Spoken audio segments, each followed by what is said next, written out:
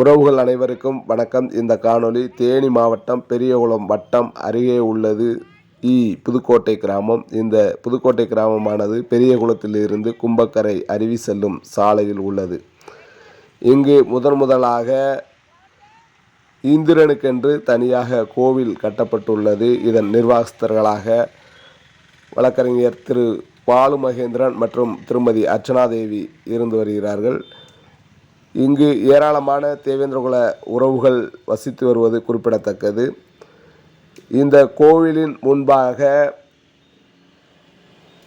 தினமும் சிலம்பம் மற்றும் யோகா பயிற்சி நடத்தப்பட்டு வருகிறது. இந்த யோகா மற்றும் சிலம்பம் பயிற்சியை சமூக ஆர்வலர் திருமதி தனம் அவர்கள் நடத்தி வருகிறார்கள்.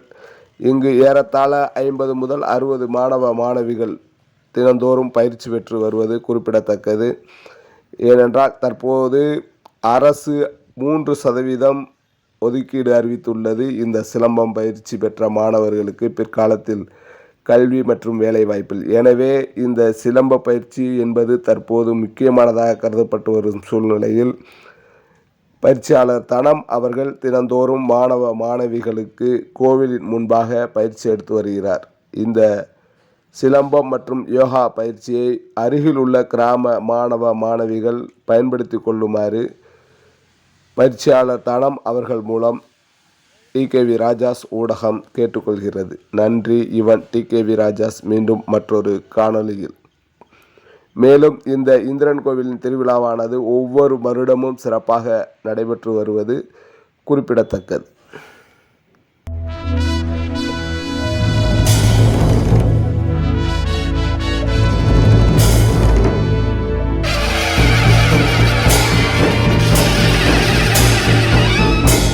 தங்கத்துல ஏற்பூட்டும்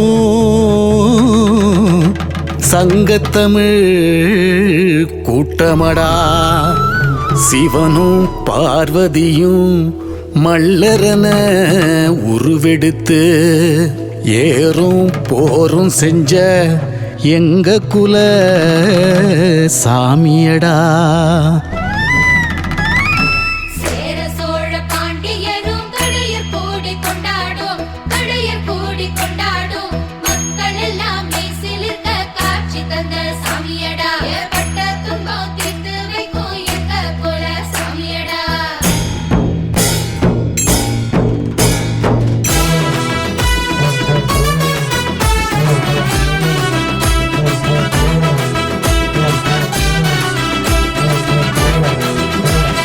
பட்டுக்கர மல்லு வேட்டி கட்டி பரிவட்டம் கட்டி அண்ண வாராக,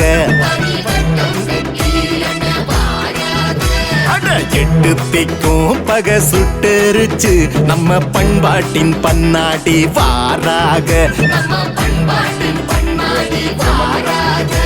ஏ அம்பாரி யானையில ஊர்வலமா, அம்மையப்பர் பல்லாக்கில் நகர்வலமாம். கச்சேரி கரகாட்டம் ஆர்ப்பரிக்க அட ஒயிலாட்டம் தெருவெங்கும் தூள் கலப்ப. பட்டுக்கர மல்லு வேட்டி கட்டி பரிவட்டங்கட்டி அண்ண வாராக, பரிவட்டங்கட்டி அண்ணே வாராக.